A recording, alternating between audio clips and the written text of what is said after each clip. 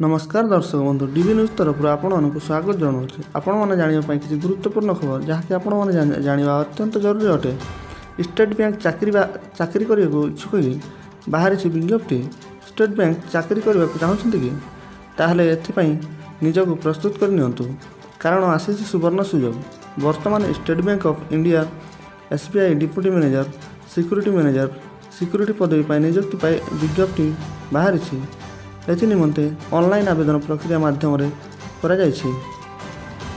आग्रही एवं योग्यता प्रार्थी मैंने एसबीआई ऑफिशियल वेबसाइट sbi.co.in को जाई ऑनलाइन आवेदन करें।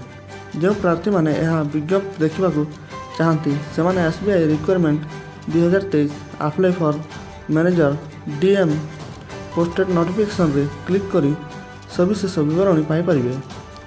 आवेदन तारीख ऑनलाइन आवेदन तारीख 7 तारीख नवेम्बर 2023। ऑनलाइन आवेदन शेष तारीख है 27 तारीख नवेम्बर 2023।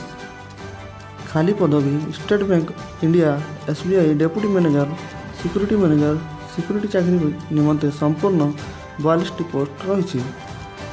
शिक्षागत योग्यता प्रार्थी जेकोसी सरकारी सिक्यूरीटी विश्वविद्यालय किंबा अनुष्ठान जेकोसी स्ट्रीम रे स्नातक हेबा आवश्यक। बयस सीमा सर्वनिम्न बयस 25 वर्ष सर्वाधिक बयस 40 वर्ष। बयस गणना 1 एप्रिल 2023 अनुसार हेब। आवेदन शुल्क यूआर ईडब्ल्यूएस ओबीसी प्रार्थी 750 टंका दे पारिबे। एससी एसटी पीडब्ल्यूबीडी प्रार्थी देयमुक्त। मासिक दरमा डेप्यूटी मैनेजर सिक्यूरीटी 48,170 टंकारु 69,810 टंका। मैनेजर सिक्यूरीटी 63,840 टंकारु 78,230 टंका। किपरि आवेदन करें?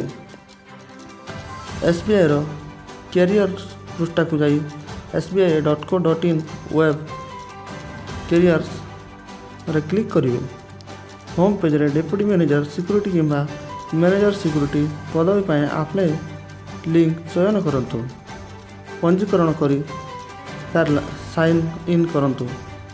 निज तथ्य दे आवेदन फॉर्म पूरण करंतु। आवेदन शुल्क प्रदान करंतु। आवश्यक डॉक्यूमेंट अपलोड करंतु। एक प्रिंट आउट नेबाकू भूलंतु नहीं। पढ़ंतु ओडिया रिपोर्ट खबर एवं